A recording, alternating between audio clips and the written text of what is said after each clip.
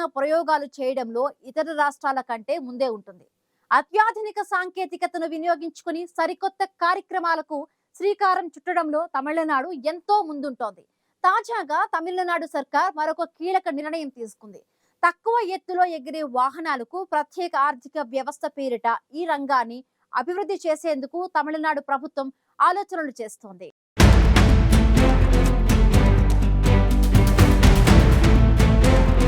దక్షిణాది రాష్ట్రమైన తమిళనాడు వినూత్న ప్రయోగాలు చేయడంలో ఎల్లప్పుడూ ముందే ఉంటుంది. తమిళనాడు సర్కార్ తాజాగా మరో కీలక నిర్ణయం తీసుకుంది. తక్కువ ఎత్తులో గాల్లో ఎగిరే వాహనాలకు ప్రత్యేక ఆర్థిక వ్యవస్థ తీసుకొచ్చేందుకు తమిళనాడు ప్రభుత్వం ముందుకొచ్చింది. లో ఆల్టిట్యూడ్ ఎకానమీ ఎల్ఏఈ పేరిట ప్రత్యేక కేటగిరీ కింద ఈ రంగాన్ని అభివృద్ధి చేసేందుకు తమిళనాడు సర్కార్ ఆలోచన చేస్తుంది.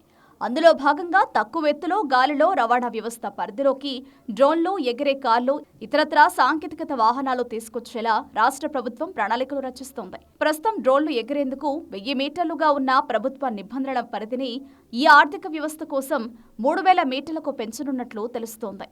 ప్రత్యేక ఆర్థిక వ్యవస్థ రంగంపై వివిధ కంపెనీల అభిప్రాయాలు తెలుసుకునేందుకు వచ్చే నెలలో ప్రత్యేక ఫోరంను ఏర్పాటు చేసేందుకు తమిళనాడు ప్రభుత్వం ప్రణాళికలు రచిస్తోంది. ఎయిర్ బేస్ బోయింగ్ తో పాటు చైనాకు చెందిన పలు సంస్థలు తమిళనాడులో కంపెనీలను ఏర్పాటు చేసేలా ప్రయత్నాలు మొదలుపెట్టింది.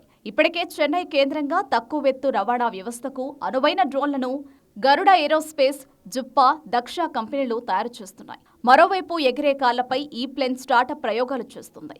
వచ్చే నెలలో నిర్వహించనున్న సదస్సు సందర్భంగానే మాస్టర్ ప్లాన్ తయారు చేసే ఆలోచనకు సంబంధించి చర్చలు జరిగే అవకాశం ఉంది. ఇదే జరిగితే దేశంలోనే తొలిసారిగా ఎల్ఏఈని తెచ్చిన రాష్ట్రంగా తమిళనాడు చరిత్రకెక్కుతుంది.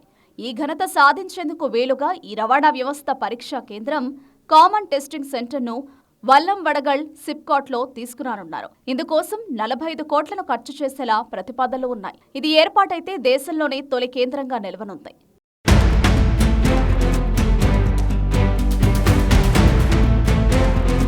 మరోవైపు గాల్లో తక్కువ ఎత్తు రవాణా వ్యవస్థకు అవసరమైన మౌలిక వస్తుల కల్పనకు పారిశ్రామికాభివృద్ధి సంస్థ సైతం ముందుకు రానుంది. ఈ రవాణా నేపథ్యంగా వచ్చే స్టార్టప్లను టిడ్కో సంస్థ ప్రోత్సహించనుంది. ఆయా కంపెనీలు ఉత్పత్తి చేసే డ్రోన్లు, ఎయిర్ టాక్సీ తదితరాల్ని తయారు చేసే నైపుణ్యాలకు శిక్షణ ఇచ్చేందుకు, తయారయ్యాక ఉత్పత్తుల్ని పరీక్షించేందుకు, వాటిని మార్కెటింగ్ కోసం సులువుగా అనుమతించేందుకు టిడ్కో సహకరించనుంది. ఇందుకు అవసరమైన పరీక్షల్ని చెట్టినాడు విమానాశ్రయ స్థలంలో చేపట్టాలని చూస్తున్నారు. మరోవైపు ఇప్పటికే చెన్నైలో ఏర్పాటు చేసిన ప్రత్యేక కేంద్రం నుంచి ప్రధానంగా 5 రకాల డ్రోన్లు తయారయ్యేలా డిజైన్ చేశారు. చెన్నైలో తయారయ్యే డ్రోన్లలో స్వార్మ్ డ్రోన్స్ కూడా ఉన్నాయి. ఈ కేంద్రం ద్వారా విద్యార్థులకు స్టార్టప్లు రూపొందించేలా, డ్రోన్ల తయారీలో మెలకువలు నేర్చుకునేలా శిక్షణ ఇవ్వాలని భావిస్తున్నారు. గాలిలో తక్కువ ఎత్తులో ఎగిరే వాహనాలకు భవిష్యత్తులో భారీ డిమాండ్ ఏర్పడనుంది.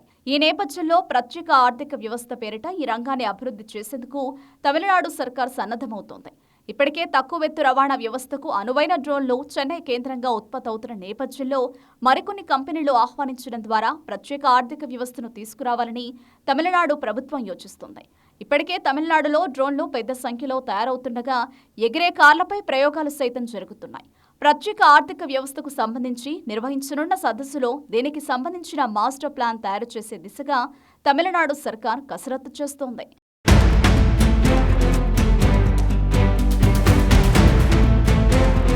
తమిళనాడు ప్రభుత్వ వినూత్న ఆలోచనలతో త్వరలోనే గాలిలో తక్కువ ఎత్తులో ఎగిరే వాహనాలకు ప్రత్యేక ఆర్థిక వ్యవస్థ ఏర్పాటు చేసే దిశగా శరవేగంగా అడుగులు పడుతూ ఉన్నాయి. ఈ వ్యవస్థ పరిధిలోకి డ్రోన్లు, ఎగిరే కార్లు, ఇతరత్ర సాంకేతికత వాహనాలు తీసుకువచ్చే యోచనలో సర్కార్ ఉంది.